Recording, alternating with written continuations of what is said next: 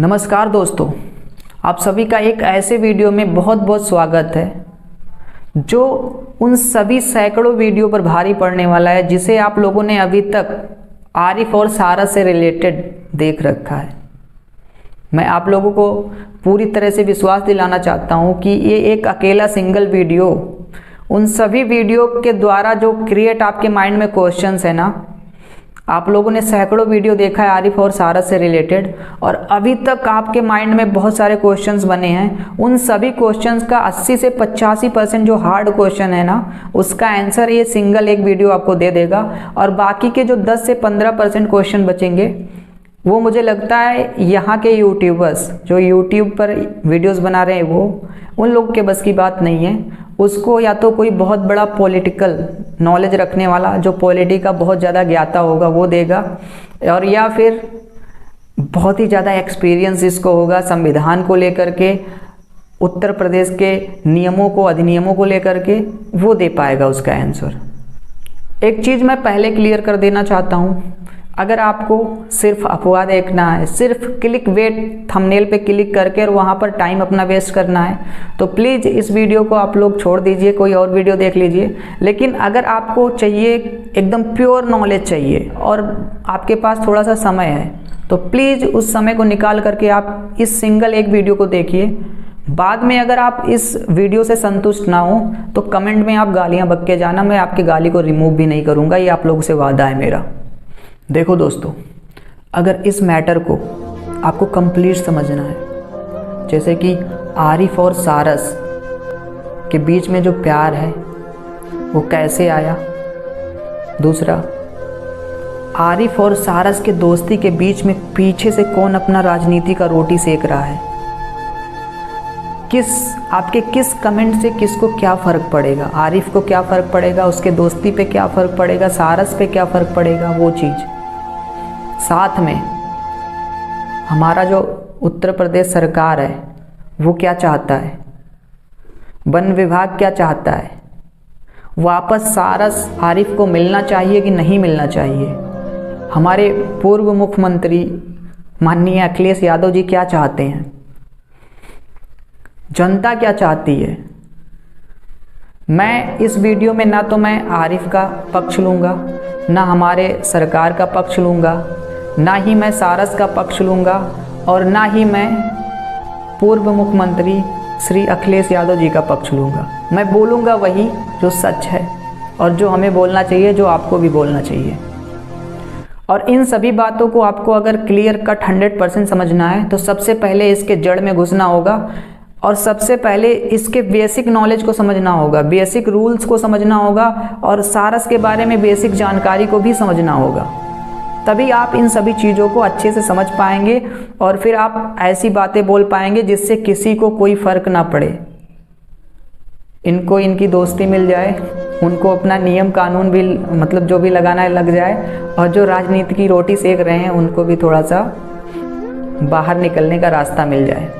तो प्लीज़ इस वीडियो को आपसे एक बार दोबारा से रिक्वेस्ट है कि या तो इस वीडियो को आप लोग कंप्लीट देखना, और या फिर अभी भी टाइम है इस वीडियो को छोड़ करके कोई दूसरा वीडियो देख लीजिए। तो चलिए शुरू करते हैं सब कुछ। दोस्तों, हम लोग एक एक करके सभी चीज़ों को जानेंगे, लेकिन सबसे पहले जान लेते हैं आरिफ और सारस की दोस्ती के बारे में। देखिए, आरिफ आप सभी लोग जानते हैं साधारण किसान परिवार से बिलोंग करता है, अमेठी का रहने वाला है। डिटेल में मैं नहीं जाऊंगा कि उसका एक एक लोकेशन बताऊं, बट अमेठी के पास के रहने वाले हैं। एक दिन क्या होता है, आरिफ घर से बाहर अपने खेतों के लिए निकलते हैं और दूर से ही इनको कोई पक्षी तड़प रहा दिखाई पड़ता है। पक्षी जब तड़प रहा दिखाई पड़ता है तो चूँकि सारस बहुत बड़ा पक्षी है, बहुत दूर से दिख जाता है, तो दूर से आप क्लियर नहीं कर पाओगे कि ये कौन सा पक्षी है। दूर से जब आप देखोगे छोटा दिखेगा, तो ये जब उस पक्षी को देखते तो ये इनके माइंड में ये तो रहता है कि कोई पक्षी तड़प रहा है, लेकिन ये क्लियर नहीं होता है कि वो क्या है, मुर्गी है, बतख है, या फिर हंस है, गिद्ध है, क्या है। आरिफ भाई का इतना कोमल दिल था कि इनसे रहा नहीं गया। इनके माइंड में ये आया होगा कि चलिए किसी तरह से हम लोग इसका हेल्प करते हैं, हो सकता है कोई जानवर इसको जख्मी कर दिया हो या कुछ भी इसके साथ जो दुर्घटना हुई है उसके लिए हम जो भी हेल्प कर सकते हैं इसका करते हैं। आरिफ भाई आगे जाते हैं थोड़ा नज़दीक पहुंचते हैं तो देखते हैं उसके पैर में चोट लगा हुआ था। पैर से खून टपक रहे थे, मतलब जहाँ पे वो चोट लगा था वहाँ से खून निकल रहे थे।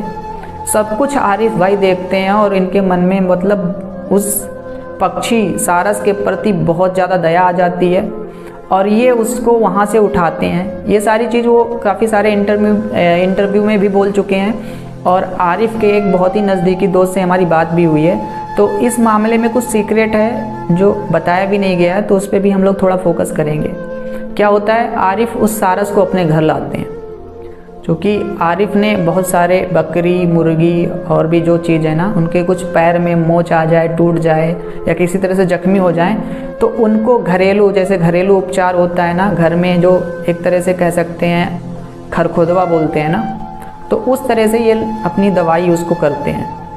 हल्दी तेल, और इन्होंने एक वीडियो में बताया है कि बाँस की कुछ डंडियाँ हो गए वो काट करके फिर उसको बैंडेज करके अपने हिसाब से, और ये धीरे धीरे ये सारा चीज़ करते हुए उसको एक ठीक करते जा रहे हैं, स्टेप बाय स्टेप ठीक होता जा रहा है।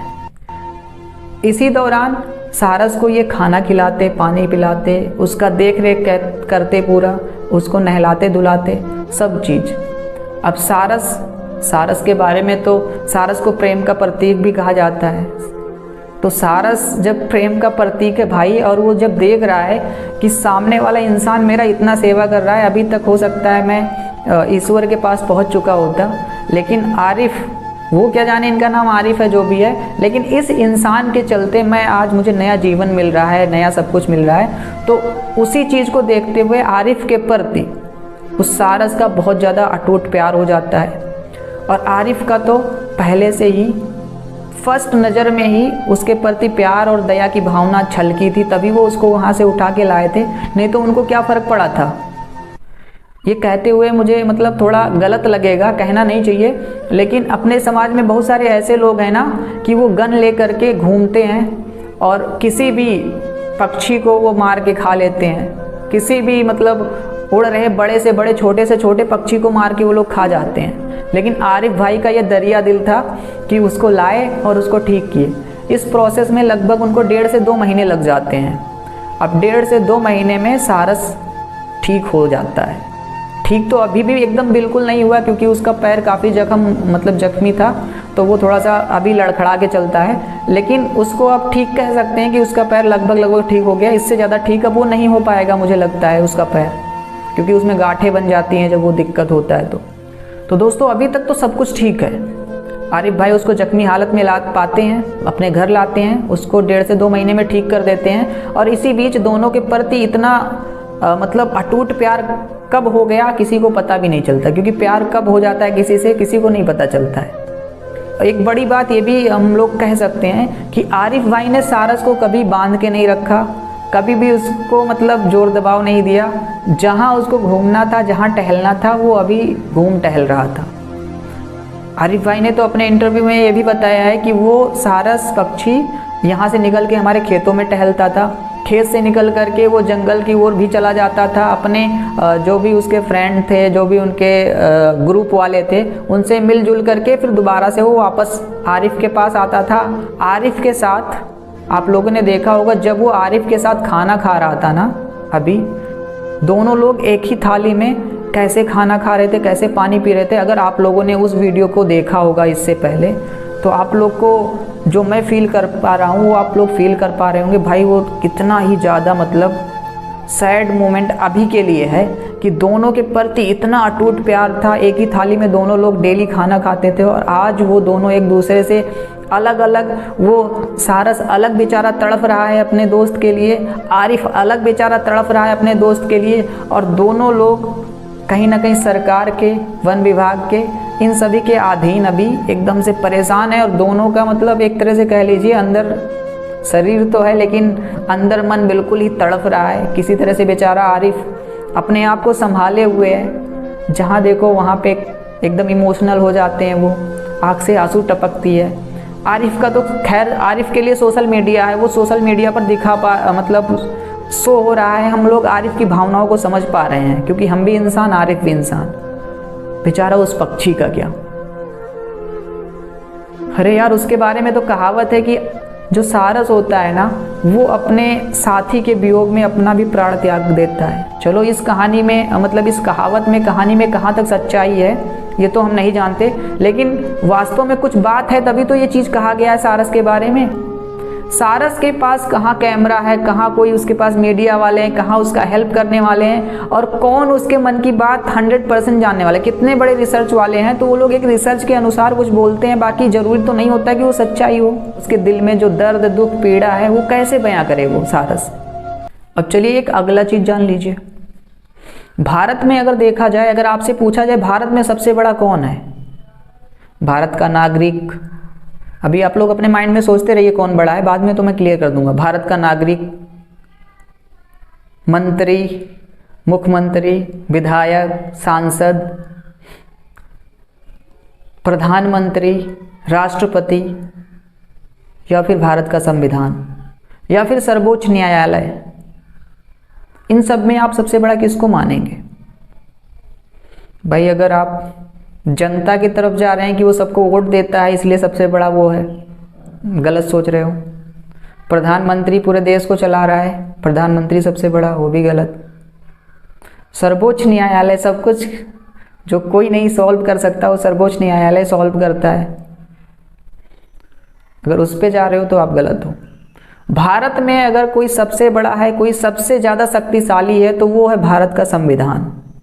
ठीक है, एक बार दोबारा से मैं बोल देता हूँ, भारत में सबसे बड़ा जो है वो भारत का संविधान है।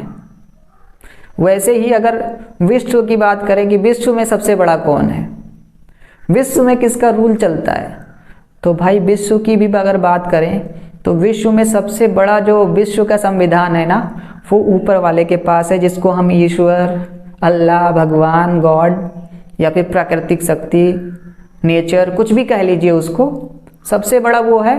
और सभी जगह पूरे सृष्टि में उसका ही रूल चलता है, और उसको हम लोग आपस में किसी भी रूप में मानते हैं, no doubt, no problem, but सबसे बड़ा वो है। हर जगह, सब जगह, सभी चीज़ों पर उसका रूल चलता है। तो एक चीज़ तो क्लियर हो गया कि सभी के ऊपर उसका रूल, हम सभी के ऊपर उसका रूल, लेकिन जस्ट उसके नीचे कौन है? भारत का संविधान। अब देखना, आप लोग कोई धार्मिक ग्रंथ को सबसे ऊंचा मत कह देना, या फिर आप लोग, मतलब बहुत सारे भारत में धर्म हैं और सबके अपने अपने धर्म ग्रंथ हैं, वेद, कुरान, बाइबल, तो इन सब चीज़ों के सब इन सब चीज़ों से परे हट के सबसे ऊपर जो है वो भारत का संविधान है। ये चीज़ अपने माइंड में अभी आप बैठा लीजिए। और ये मैं नहीं कह रहा, ये हमारे गुरुजी, जो हमारे गुरुजी हैं ना, राजेश मिश्रा सर, जो एक तरह से पॉलिटी के प्रकांड विद्वान हैं, संविधान के प्रकांड ज्ञाता हैं, वो ये चीज़ कह रहे हैं। अच्छा, सिर्फ इतना कहूँ कि भारत में सबसे बड़ा जो है वो संविधान है, तो ये कहीं ना कहीं अधूरा है। एक चीज़ और इसके साथ जोड़ना पड़ेगा तो और मज़ा आएगा। भारत में जो सबसे बड़ा चीज़ है वो है भारत का संविधान, और भारत में जितने भी नागरिक हैं, जितने भी लोग रहने वाले लोग हैं, सभी का वैल्यू संविधान के दृष्टि से बराबर है। चाहे कोई प्रधानमंत्री हो, चाहे कोई मुख्यमंत्री हो, चाहे कोई मंत्री हो, चाहे कोई साधारण मजदूर हो, चाहे कोई किसान हो, चाहे कोई चर्मकार हो, चाहे कोई स्वर्णकार हो, चाहे कोई भी किसी भी कास्ट का हो, किसी भी जाति का हो, बस भारत का नागरिक है, तो सभी संविधान के दृष्टि में आपस में सभी इक्वल हैं, सभी बराबर हैं।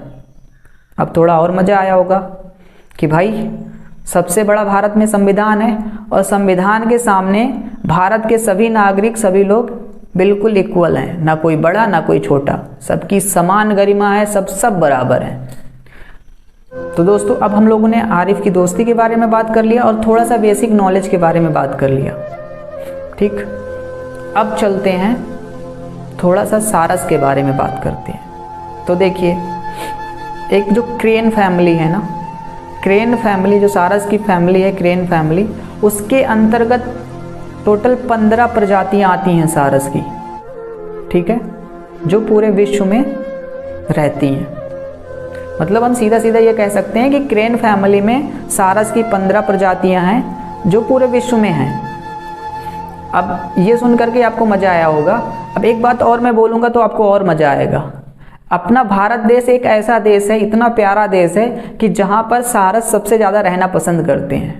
सारस को पूरा फ्रीडम चाहिए, पूरी आज़ादी चाहिए, अच्छे से घूमना टहलना उनका होता रहता है। और वो बहुत ही मस्त, बहुत ही अच्छे पक्षी होते हैं। और वो सबसे खुशी की बात यह है कि सबसे ज़्यादा वो रहना भारत में पसंद करते हैं, इसीलिए सारस की सबसे ज़्यादा अधिकता जो है वो भारत में है। ये सुन के आपको मज़ा आना चाहिए कि हाँ, सारस भारत में रहना पसंद करते हैं और एक बहुत ही प्यारा पक्षी है। लेकिन अभी मैं दूसरी बात कहूँगा तो थोड़ा सा आपको दुख होना चाहिए। देखिए, सारस की जो 15 प्रजातियाँ हैं उसमें से जो 11 प्रजातियाँ हैं वो लगभग खतरे की घंटी पर हैं। खतरे की घंटी कह लीजिए, या ये कह लीजिए कि उनकी जो संख्या है ना वो धीरे धीरे घट रही है, ये कह लीजिए वो बेचारों की संख्या कम हो रही है, या कह लीजिए वो लोग विलुप्त हो रहे हैं। बाकी जो 4 हैं उनको ये कह सकते हो कि वो अपने मतलब एक तरह से अपने हिसाब से लगभग इक्वल चल रहे हैं, जैसा उनका जितना उनकी अनुपात होनी चाहिए लगभग वो अपने अनुपात में चल रहे हैं। लेकिन जो 11 ये हैं ये अपने अनुपात से नीचे जा रहे हैं, इनका ग्राफ डाउन हो रहा है। वो तो अपने लाइन पे चल रहे हैं बट इनका ग्राफ डाउन हो रहा है। अब दुख की बात है भाई कि 15 में से 11 लोग वो डाउन जा रहे हैं, मतलब वो विलुप्ति के कगार पे हैं। जैसे बहुत सारे गिद्ध पहले हुआ करते थे, भारत में तो बहुत सारे गिद्ध हुआ करते थे। कोई कभी भी कोई पशु मर जाता था तो वो आकर के वही साफ करते थे उसको। लेकिन आज वो बेचारे नहीं हैं किसी कारण के वजह से। अब उस पर तो हम लोग बात नहीं कर रहे हैं, हम लोग सारस और आरिफ पर बात कर रहे हैं, तो इसी पर रहेंगे, ज़्यादा दूर नहीं जाएंगे। अब देखिए, जो 11 प्रजातियां हैं जो विलुप्ति के मतलब खतरे के नीचे, मतलब खतरे के ऊपर चल रही हैं, उसमें से जो अपना जो राजकीय पक्षी है ना उत्तर प्रदेश का सारस, उसी में एक अपना भी राजकीय पक्षी है। जो आरिफ भाई का अपना सारस है ना वो भी अपना राजकीय पक्षी है। और वो कौन से कागार में है? खत्म होने के कागार पे है, मतलब उसकी संख्या दिन प्रतिदिन घटती जा रही है। ठीक, ये क्लियर? अच्छा, एक बात और क्लियर कर दूं, ये सारा चीज़ मैं नहीं कह रहा, बहुत सारे रिसर्च कह रहे हैं, बहुत सारे न्यूज़ चैनल वाले कह रहे हैं, और बहुत सारा आप आर्टिकल कह रहा है ये चीज़। ये मत सोचिएगा कि मैं ये कह रहा हूँ।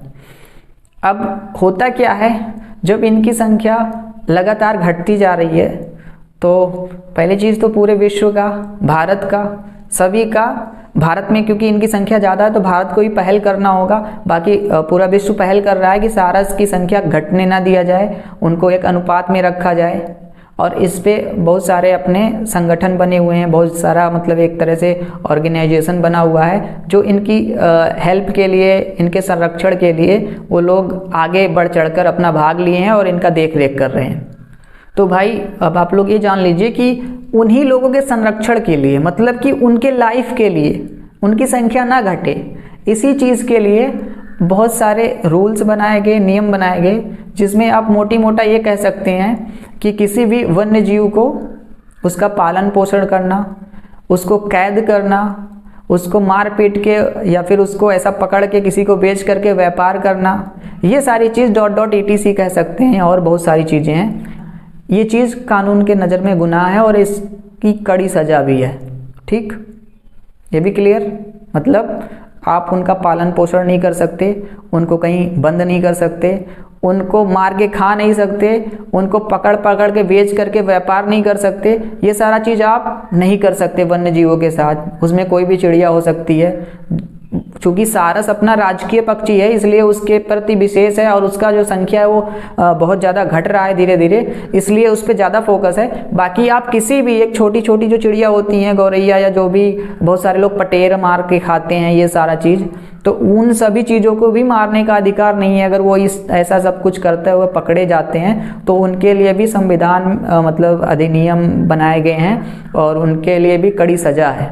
तो दोस्त, अभी तक का हम लोगों ने सारस के बारे में जाना, सारस की संख्या के बारे में जाना, आरिफ और सारस की दोस्ती के बारे में जाना, और भारत में क्या रूल नियम है, कौन बड़ा छोटा है, ऊपर से सारस के प्रति इधर विशेष एक तरह से विशेष रूल, विशेष नियम जो चल रहा है वन्य जीव के प्रति, और उसको परेशान करने का या फिर उसका व्यापार करने का, मारने का, पालन पोषण करने का जो एक तरह से बेसिक नियम है उसको जानने की कोशिश की।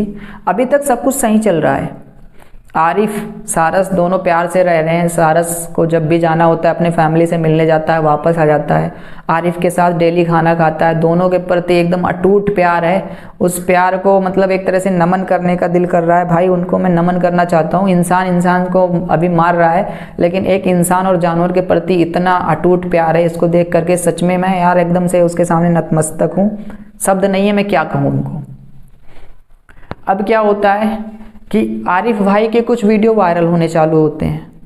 जब वायरल होने लगते हैं तो और लोग, कुछ यूट्यूबर्स वहाँ पर पहुँचते हैं, क्योंकि आप सभी लोग जानते हैं कि अभी तो देश में बेरोजगारी इतना है कि बहुत सारे लोग यूट्यूबर्स बन रहे हैं, बहुत सारे लोग अलग अलग तरह का काम कर रहे हैं। तो उन यूट्यूबर्स को ये पता चल जाता है कि जो आरिफ और सारस के साथ वीडियो बनाता है लगभग उनके जो एवरेज व्यूज़ आते थे उससे ज़्यादा व्यूज़ आते हैं। यूट्यूबर्स बेचारे भी जाने लगते हैं, बड़े प्यार से जाते हैं। और आरिफ भाई को मैं इस चीज़ के लिए भी धन्यवाद कहूँगा कि वो सभी यूट्यूबर्स से, सभी मीडिया वालों से, जितने भी लोग उससे मिलने जाते हैं, बहुत प्यार से आरिफ भाई उनसे मिलते हैं। मैं भी जाने वाला था लेकिन मैं जा नहीं पाया, नहीं तो मैं भी पर्सनली आरिफ भाई से मिला होता तो आरिफ भाई के बारे में अभी कुछ और अच्छे तरीके से बताता। लेकिन नॉर्मली जितने भी वीडियोस देखा है हम लोगों ने, जहाँ भी वो इंटरव्यू दे रहे हैं, सब जगह उनकी प्यार झलक रही है। भाई उनका जो एक तरह से लोगों से मिलने का, व्यवहार करने का जो संस्कार है वो बहुत ही प्यारा है। अब यहाँ पे होता क्या है, जब बहुत सारे यूट्यूबर्स, बहुत सारे मीडिया वाले और बहुत सारे ऐसे लोग जाकर उनसे मिलते हैं, और चूँकि आरिफ भाई का जो व्यवहार था वो भी बहुत मधुर था, तो वो लोग निस्वार्थ उसको फैलाते हैं, लोगों को दिखाते हैं, और वो देश विदेश में भी लोग उसको देखने लगते हैं। दोनों के पक्षी और इंसान के प्रति जो प्यार है ना, वो देश विदेश के लोग देखते हैं। और चूँकि ये एक तरह से बहुत अनोखा दृश्य था, बहुत अनोखा दृश्य है। इस तरह के दृश्य देखने को बहुत कम मिलते हैं। लोग किसी चीज़ को जब पकड़ते हैं तो उसको फोर्सली रखते हैं, धीरे धीरे उसको आदत लगवाते हैं, फिर उसके बाद हो सकता है ज़बरदस्ती थोड़ा बहुत प्यार, अट्रैक्शन पा जाते हैं। लेकिन जैसा आरिफ का केस था, उस तरह का कॉम्बिनेशन बहुत कम देखने को मिलता है। जैसे अभी सर्कस वर्कस में जैसा देखोगे आप, तो कुछ चीज़ें रहती हैं, लेकिन उसको डरा धमका करके या बहुत लंबे समय से उनको आदत पड़वा दिया जाता है, फिर वो ऐसा करते हैं। लेकिन ये एक तरह से आज़ाद रह करके एक दोनों अपने दोस्ती का एक तरह से प्रदर्शन कर रहे थे यहाँ पर। अब यहाँ पर नज़र पड़ती है कुछ, जानते हो कैसे टाइप के लोग, जिनके अंदर बहुत ज़्यादा ईर्ष्या रहती है, जिनके अंदर किसी के प्रसिद्धि को देख करके वो खुद उस प्रसिद्धि पे नहीं पहुंच पाते हैं, उनको उतनी पॉपुलैरिटी नहीं मिल पाती है, तो वो लोगों की प्रसिद्धि को देख करके एक तरह से जलन करते हैं, जलते हैं। ऐसे लोगों की वहाँ पे एंट्री होती है। साथ में हमारे पूर्व मुख्यमंत्री श्री अखिलेश यादव जी को भी पता चलता है इन सभी चीज़ों के बारे में, उनसे भी रहा नहीं जाता, और वो भी आते हैं आरिफ भाई के साथ, फ़ोटो खिंचवाते हैं, मिलते हैं, अपना इंटरव्यू भी जो देना होता है देते हैं, सब कुछ होता है। और आरिफ भाई भी इधर बहुत खुश हो जाते हैं कि हम लोगों के दोस्ती के वजह से, हम दोनों के प्यार के वजह से हमारे जो उत्तर प्रदेश के पूर्व मुख्यमंत्री अखिलेश यादव जी हैं, वो भी यहाँ पे आ गए, तो बहुत अच्छी बात है।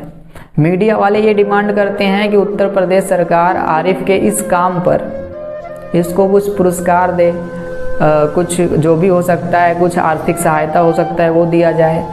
इस तरह की बातें निकल के आती हैं वहाँ पे। और यूट्यूब वाले गुरुजी पहुँचते हैं, वो आरिफ भाई का यूट्यूब चैनल भी बना देते हैं, उस पर भी आरिफ भाई का यूट्यूब चैनल मोनेटाइज हो जाता है। आरिफ भाई की प्रसिद्धि, पॉपुलैरिटी इतनी ज़्यादा बढ़ रही थी कि उनके इंस्टा पे फॉलोवर्स, फेसबुक पे फॉलोवर्स, और साथ ही साथ यूट्यूब पे भी अच्छे फॉलोवर्स बन रहे थे। सब कुछ अच्छा चल रहा था, और इधर ये जो जलन वाले लोग हैं ना, पीछे से ये अपना काम कर रहे थे। ये जा कर के इधर उधर चीज़ों को बिगाड़ने लगे, भिड़ाने लगे इधर का उधर, कि कैसे उसकी एक तरह से प्रसिद्धि को रोका जाए, उस पर फुल स्टॉप लगाया जाए। ये अपना रास्ता खोज ही रहे थे अभी। ठीक, तो दोस्तों आप सभी लोग जानते हैं जो वन विभाग वाले कर्मचारी होते हैं, ज़रूरी नहीं कि सभी कर्मचारी एक जैसे होते हैं। बहुत सारे लोग उसमें अच्छे होते हैं, बहुत सारे लोग उसमें थोड़ा बुरे होते हैं, कुछ करप्ट टाइप के होते हैं, सब तरह के लोग उसमें पाए जाते हैं, और सभी लोग एक जैसे हो भी नहीं सकते ये भी। तो आप लोग ये भी जानते होंगे, जब राजगुरु और सुखदेव और भगत सिंह को, इन तीनों लोगों को जब फांसी दी जा रही थी ना, तो जल्लाद के भी आंख से आंसू निकल आया था इन लोगों का प्यार देख करके। लेकिन वो क्या करें, ऊपर के ऑर्डर जो उनको ऑर्डर मिलता है ना कहीं उस ऑर्डर के प्रति वो लोग मजबूर होते हैं, उनको करना ही पड़ेगा क्योंकि उनको वो ऊपर से ऑर्डर मिला है। वो नहीं करेंगे तो फिर उनकी नौकरी जाएगी, जो भी होगा। तो यहाँ पर भी हम सोचते हैं कि जो वन विभाग के अधिकारी हैं या जो कर्मचारी हैं, उन लोग के पास भी ऊपर से ऑर्डर आता है तभी वो लोग करते हैं। नहीं तो अगर पहले ही उनको कुछ करना होता तो इतने दिनों से ये आरिफ भाई के साथ मतलब सारस रह रहा था तो बीच में ही कुछ कदम वो लोग उठाए होते। लेकिन अभी हाल ही में ऐसा कदम क्यों उठाया गया? तो कहीं ना कहीं उनको ऊपर से ऑर्डर आया कि सारस को पकड़ करके रायबरेली के ऊंचाहार समस्तपुर पक्षी विहार में ला करके रखा जाए। तो उनको मजबूरी में वो तो करना ही पड़ेगा भाई। अगर आपको भी आपके ऊपर से कोई ऑर्डर मिले, आप कहीं जॉब कर रहे हैं, ऊपर से ऑर्डर है, तो दो ही ऑप्शन है आपके पास, या तो उस ऑर्डर को मानो या फिर उस जॉब को लात मारो, दो ही ऑप्शन है। तो भाई जॉब को इतना आसानी से लात मार नहीं सकते, तो आपको ऑर्डर ही मारना पड़ेगा, क्योंकि अब जानते हो इतना किल्लत है, आपकी फैमिली होगी सब, जैसे हम लोग की फैमिली होती है ऐसे उन लोगों की अपनी अपनी फैमिली होगी। तो भाई अब वो तो करना ही पड़ेगा। तो वो ऑर्डर के आगे कह सकते एक तरह से मजबूर हैं, वो चाह के भी कुछ नहीं कर सकते। इधर आरिफ की और सारस की अच्छी दोस्ती चल ही रही थी, सब कुछ हो रहा था। बीच में आरिफ भाई उसको ले जा करके कुछ पार्टी वगैरह भी अटेंड किए, तो वहाँ पे कुछ लोग बताते हैं कि उसके साथ कुछ थोड़ा बहुत मिसबिहेव हुआ। अब इधर इनको और मौका मिल गया, वन विभाग को और अधिकारी कर्मचारी सरकार को, कि यार सारस के साथ ऐसा हो रहा है, सारस हमारा राजकीय पक्षी है, उसके साथ ऐसा कैसे हो सकता है। खासकर जो जलन वाले लोग हैं वो लोग तो और कहे होंगे कि भाई ये अपना राजकीय पक्षी है और राजकीय पक्षी का अपमान हम लोग नहीं सह सकते, कैसा ऐसे हो रहा है। ये सारी चीज़ों को देखते हुए फिर इधर दोनों की दोस्ती चल रही थी। अभी तक आरिफ को कुछ कानो कान खबर नहीं था कि वन विभाग वाले आने वाले हैं और सारस को ले जाने वाले हैं। आरिफ भाई को अचानक से सुबह कॉल आता है, उधर से ये बताया जाता है कि कुछ अधिकारी आने वाले हैं आपसे मिलने। अभी भी उनको ये नहीं पता है कि सारस को ले जाने के लिए वो लोग आ रहे हैं। तो उधर से 3-4 गाड़ियाँ आती हैं, जिसमें से एक पिकअप होता है, हम लोग के साइड उसको पिकअप बोलते हैं, आप लोग क्या बोलते हैं नहीं पता। ऊपर कोई पल्ली जैसा होता है ना, पल्ली ही बोलते हैं उसको, पल्ली जैसा क्या, शायद ऑरेंज कलर की पल्ली होती है, उस पर ओढ़ी होती है। अब बैकग्राउंड में देख भी पा रहे होंगे, जो चीज़ मैं बोल रहा हूँ लगभग उससे रिलेटेड कुछ चल भी रहा होगा। वो लेकर के आते हैं। अब भाई सारस को तो आप चाहो तो ऐसा बिन करके जाल टाइप का बुन करके ला सकते थे, लेकिन वहाँ पे एक चीज़ और कहा जा सकता है कि अगर जाल बुन के लाते तो हो सकता है उसको धूप लग जाए, ये सब चीज़ बोलते। तो चलो वो भी यहाँ पे मानते हैं कि उस पर पल्ली डाल के इसलिए ले। लेकिन अगर उसको हम लोग अपने दृष्टि से देखें तो पल्ली डाल करके इसलिए लाया गया कि कहीं ऐसा ना हो सारस को रास्ता पता चल जाए और जैसे हम ले जा करके उसको वहाँ पे छोड़े, फिर वहाँ से उड़ के दोबारा सारस आरिफ के पास आ जाए। अब यहाँ पर आते हैं, जब ये लोग आते हैं तो आरिफ से ये भी कहते हैं, ये चीज़ आप साफ सुन पाओगे, ये लोग कहते हैं कि आपसे बेहतर इसका देखभाल होगा, इसके लिए वो जगह बेहतर है। और भी तरह तरह की बातें हुई होंगी और कुछ उसमें सीक्रेट भी रही होंगी जो नहीं बताया गया, आरिफ भाई भी नहीं बता सकते। और जब सारा कुछ हो जाता है तो आरिफ भाई का भी ये भी आरिफ भाई ने अपने मुंह से ही कहा है कि वो जो कागज़ होता है मुझे सही से पढ़ने भी नहीं दिया जाता है और उस पर हमारे सिग्नेचर भी करवाए जाते हैं, ऐसा आरिफ भाई ने कहा है किसी वीडियो में मैंने देखा है। तो आरिफ भाई से सिग्नेचर करवाया जाता है और फिर आरिफ को ये कहा जाता है कि सारस के साथ उसी पिकअप में आप भी बैठ जाओ। आरिफ भाई जैसे पता चलता है कि अब सारस मुझसे जाने वाला है, वो एकदम से इंटरनली इतना ज़्यादा एक तरह से परेशान हो जाते हैं कि अब उनके बारे में तो वही अब समझ सकते हैं, उनके बारे में दर्द हम लोग बयां नहीं कर सकते। किसी तरह से वो अपने आंसू को काबू करते हैं, लेकिन काबू करते करते आंसू छलक जाती है, चुपके से उसको पोंछते हैं। फिर वो कहते हैं नहीं मैं अपने गाड़ी से आऊँगा, सारस को अलविदा करने के लिए मैं अपने गाड़ी से आऊँगा। सारस के साथ फिर वो लोग अपने साथ 2 कर्मचारी लेकर या जो भी उनके एक तरह से मजदूर वगैरह को लेकर के उधर से आते हैं। सारस के साथ में पहले उन 2 लोगों को रखा जाता है अंदर। जैसे ही गाड़ी स्टार्ट होती है सारस को लगभग वो चीज़ समझ में आ जाता है कि शायद मेरे साथ कुछ गलत होने वाला है। सारस उन दोनों लोगों में से एक लोगों को लगातार चोंच मारना चालू करता है। आप लोग वीडियो में देख पाएंगे चोंच कैसे मार रहा है। और जब चो मारने लगता है तो चिल्लाता है साहब साहब। साहब जी उतरते हैं गाड़ी से, दोबारा से आते हैं और फिर ये आरिफ भाई कहते हैं कि ठीक है, अगर ऐसी बात है तो उसको दोनों लोग उतर आओ, पल्ली गिरा दो, चला जाएगा। और सारस की थोड़ी सी भी चिंता नहीं करते वो लोग, पल्ली गिरा देते हैं पूरा अंदर एकदम से अकेले उसी में, चाहे वो ऊब रहा हो, कुछ भी हो रहा हो। उसको अमेठी से ले जा करके पक्षी विहार पहुंचाया जाता है। उस बीच सरकार की तरफ से आदेश आ गया बहुत ज्यादा कि जो मेरा सारस पक्षी है मेरे साथ नहीं रह सकता, उन्होंने क्या कहा, इसको लेकर जा रहे हैं ऊंचाहार समस्तपुर बिहार। सारी बात आरिफ भाई बता रहे हैं कि पीछे हम जा रहे हैं देखने उसको। बताया गया ये जो आगे गाड़ी चल रही है मैं इसी गाड़ी के अंदर है, देखभाल नहीं कर पाऊंगा, इससे बेहतर देखभाल वहाँ पे होगा। आरिफ भाई से किसी रिपोर्टर ने जाके पूछा था कि अगर मैं इसको लेना चाहूँ तो आप इसके कितने रुपए मुझसे लोगे, तो आरिफ भाई ने सीधा जवाब किया था कि ये बेचने वाली चीज़ नहीं है, ये अनमोल चीज़ है, इसको मैं कभी नहीं बेच सकता, जीवन भर नहीं बेच सकता। और आरिफ भाई अभी भी अपने इंटरव्यू में कह रहे हैं कि जैसे किसी इंसान का अपना बच्चा खो जाता है या किसी इंसान के माँ बाप खो जाते हैं तो जितना तकलीफ़ उनको होता है उससे कई गुना ज़्यादा आरिफ भाई को इस टाइम तकलीफ़ हो रहा है। वो खुद अपनी बातों में वो चीज़ मतलब कह रहे हैं। ये होता है। फिर सारस को पक्षी विहार लाया जाता है। आप लोग क्लिप में लगातार मैं आपको दिखा भी रहा हूँ पीछे बैकग्राउंड में। पक्षी विहार जब पहुँचते हैं तो सारस को उतारते हैं। सारस को आरिफ भाई अपने हाथ से कुछ खिला रहे होते हैं लेकिन नहीं खाता है, क्योंकि उसको कहीं ना कहीं आभास हो जाता है, क्योंकि पक्षी को या फिर जो ये इस तरह के जानवर होते हैं उनको यार बहुत ज़्यादा ज्ञान होता है कई सारी चीज़ों का, तो वो नहीं खाता है। उसको अंदर ही अंदर कुछ पता हमें लग रहा है, चल ही जाता है कि ऐसा कुछ मेरे साथ होने वाला है, नहीं खाता है। थोड़ा सा जब उसको पानी पिलाते हैं तो थोड़ा सा पानी वो पीता है, ये होता है। फिर वहाँ से दोबारा से सारस को उसमें बैठाया जाता है और थोड़ा और दूर अंदर ले जाया जाता है पक्षी विहार के अंदर, और फिर आरिफ भाई को कहा जाता है कि आप आगे आगे जाइए। एक झील टाइप का होता है, वहाँ पर आरिफ भाई को कहा जाता है आप आगे आगे जाइए। आरिफ भाई आगे आगे जाते हैं, बेचारा दबे पैरों से बहुत धीरे धीरे स्लोली आरिफ की तरफ वो चलता रहता है। अंदर ही अंदर डरा भी रहता है काफ़ी सारस, लेकिन किसी तरह से बेचारा दबे दबे पैरों की तरह उधर जाता है। अचानक से आरिफ को उधर से बुलाया जाता है कि आरिफ अब तुम यहाँ से निकलो। आरिफ को वहाँ से निकाल करके उसी पिकअप में बैठा करके इनको मतलब उसी रास्ते से पहले जगह पे पहुँचाया जाता है जहाँ पर फर्स्ट टाइम उनको रोका गया था। वहाँ पर आते हैं अपने गाड़ी के पास।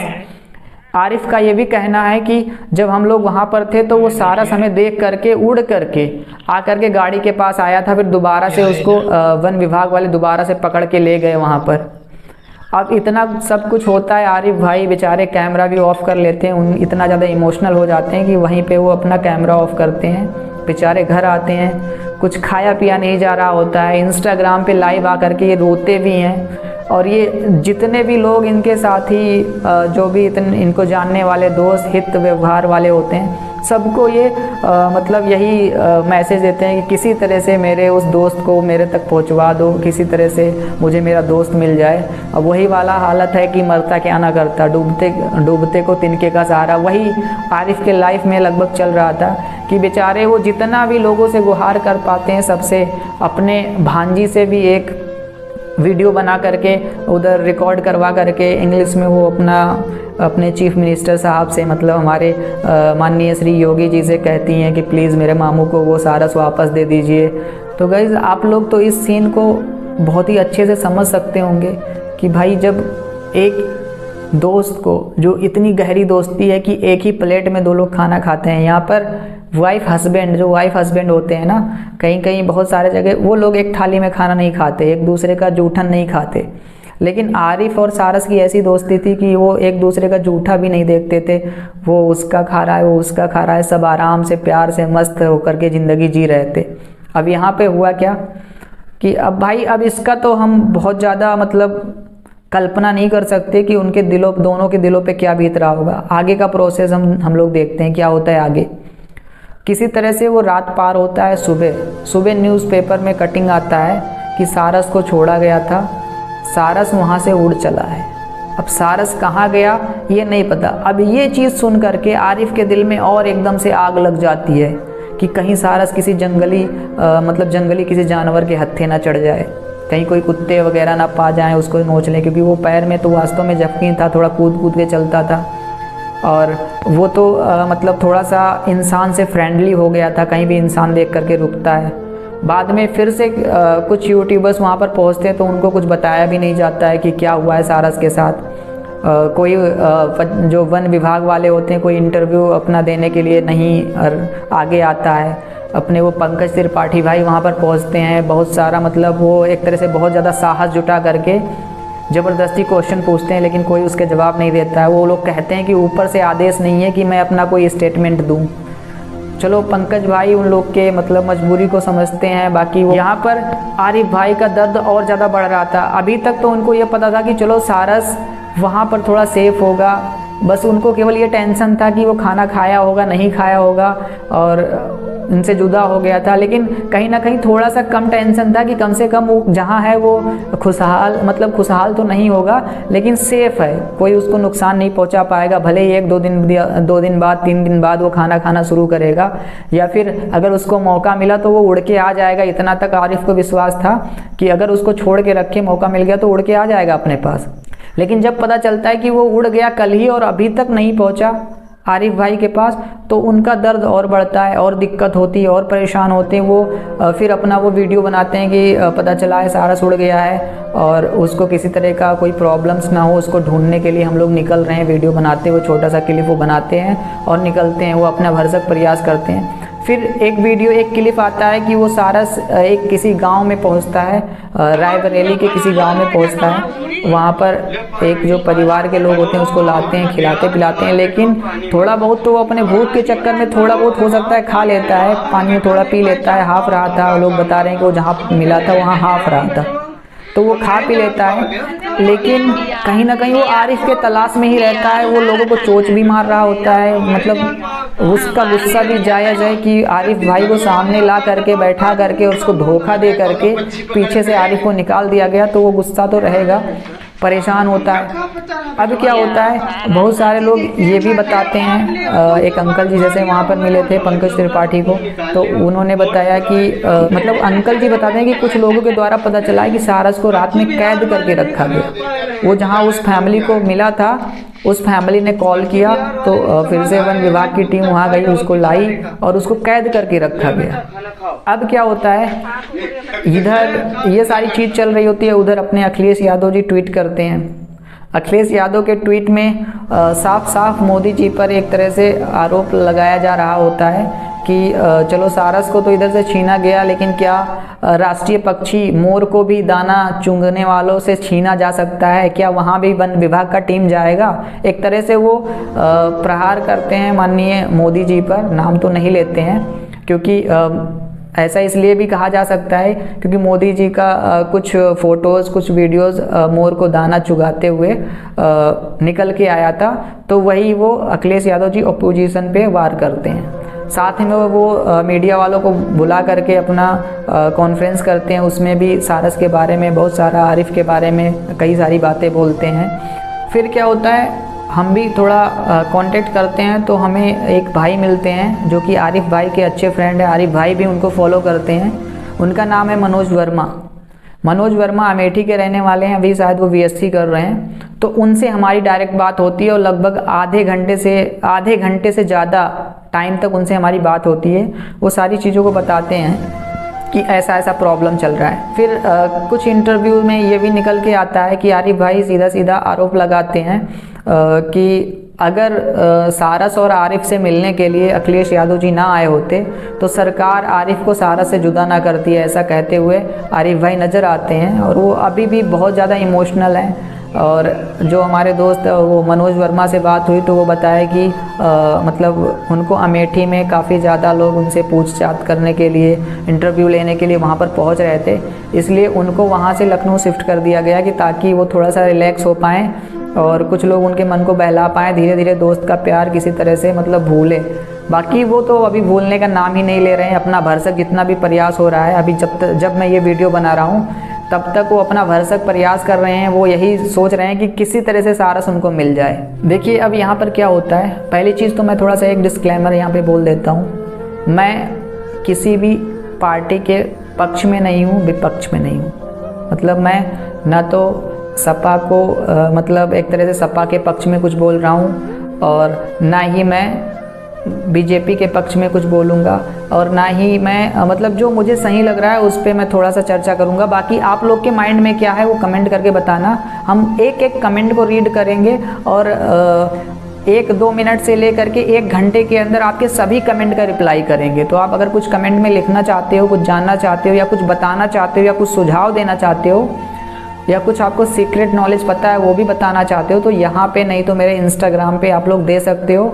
अगला वीडियो भी मैं बना सकता हूँ फिर। और अगर आप लोगों का इस वीडियो पे अच्छा प्यार रहा तो मैं खुद जाऊँगा, अमेठी भी जाऊँगा, और मैं रायबरेली भी जाऊँगा, और वहाँ पर अपने जो आरिफ भाई हैं उनका भी इंटरव्यू लूँगा, और कोशिश करूँगा वन विभाग भी जा कर के वहाँ पे जो भी नॉलेज पता चलती है आप लोग को पहुँचाने का काम करूँगा।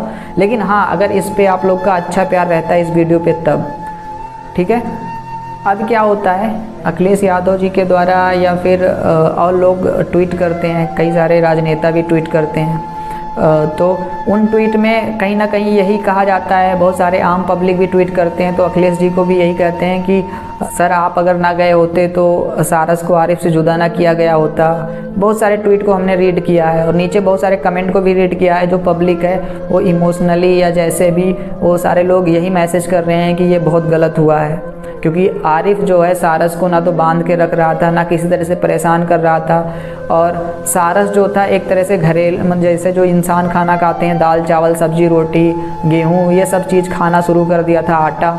तो अब वहाँ पे वो कैसे अपने आप को सेफ़ रख पाएगा। हो सकता है कि जो उसके मतलब जिस एरिया में वो गया है, मान लीजिए उसके यार दोस्त जो फ्रेंड थे वो इस एरिया में थे, अमेठी साइड में, वहाँ पे उसके हिसाब से लोग ना हों, उसके ऊपर आक्रमण कर दें या और कोई दिक्कत हो जाए तो उसका जिम्मेदारी कौन लेगा। ये सारी चीज़ें निकल के आ रही थी। और बहुत सारे यूट्यूबर्स ये भी मतलब वो कह रहे थे कि जब आप लोग लेकर आए थे, आप लोग को पता था कि अभी ये इंसानों के बीच रहा है तो इंसानों के बीच भगेगा, तो अभी आप लोगों को इसको देख रेख में रहना चाहिए था। ऐसे कैसे आप लोगों ने छोड़ दिया कि ये यहाँ से उड़ जाए।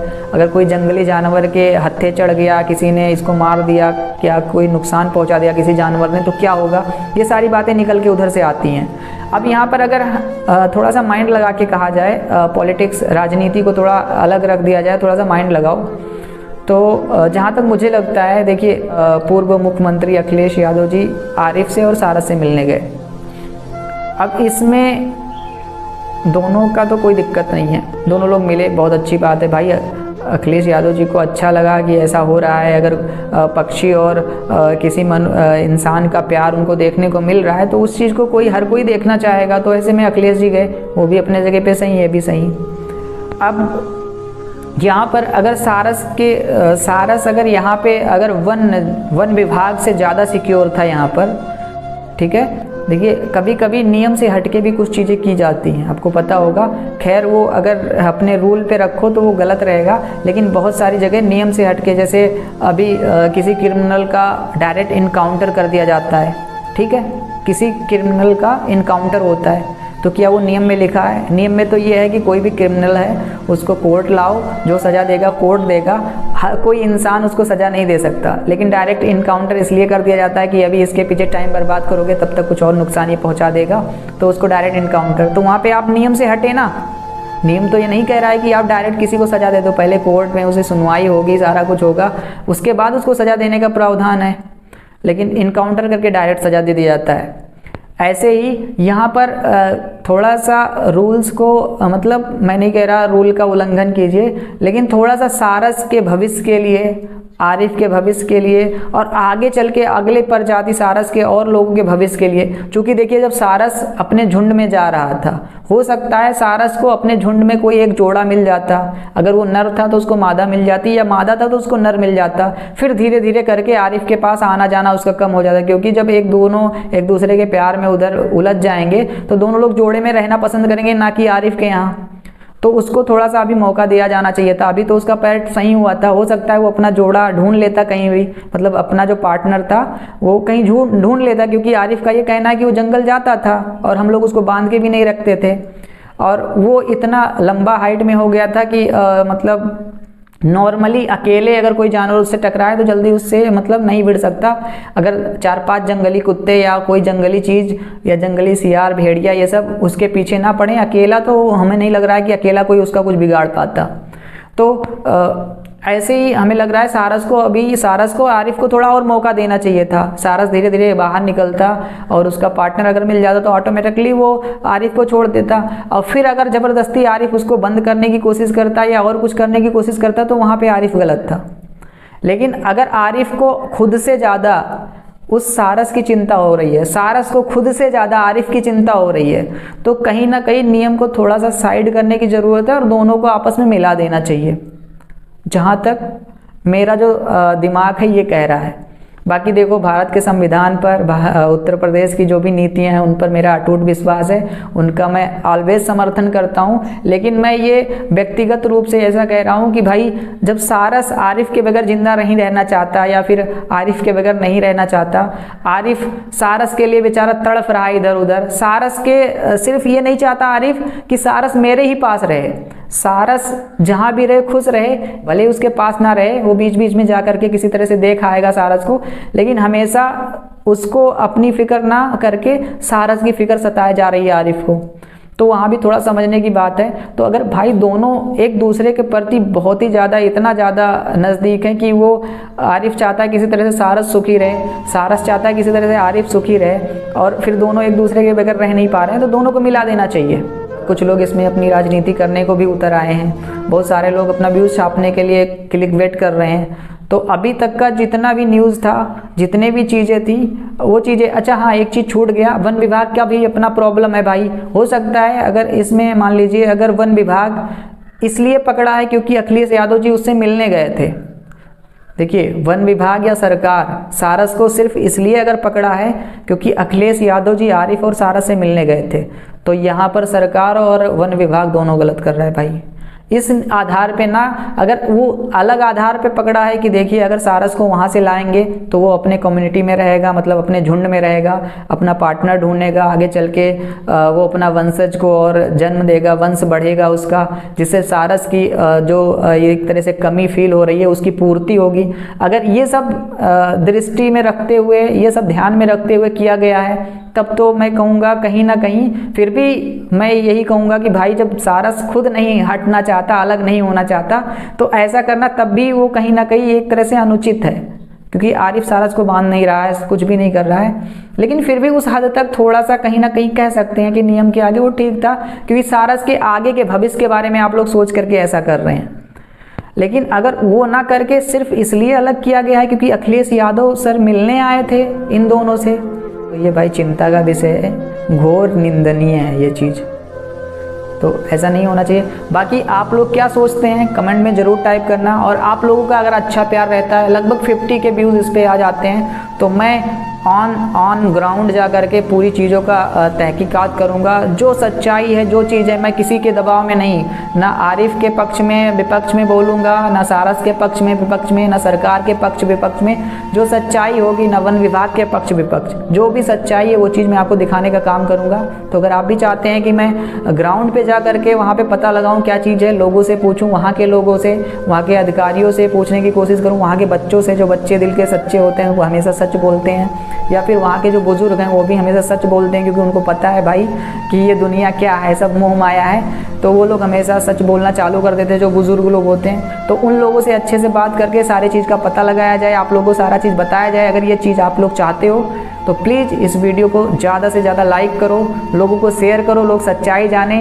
और चैनल पर अगर नए हो, अभी तक सब्सक्राइब नहीं किया तो प्लीज़ उसको भी सब्सक्राइब कर लो, कि ताकि आगे का अपडेट मिले। और कमेंट में कोई आपका सवाल सुझाव है तो वो भी डालो, वो भी मैं आपको जवाब दूंगा, या फिर आप जो सुझाव देंगे उसको भी मैं अपने अंदर मतलब एक तरह से ग्रहण करूंगा। तो दोस्तों, अगर इस वीडियो में कुछ कमी है तो वो भी आप लोग बताइए, मैं उसको भी सुधारने की कोशिश करूंगा, उसको भी पूर्ण करने की कोशिश करूंगा।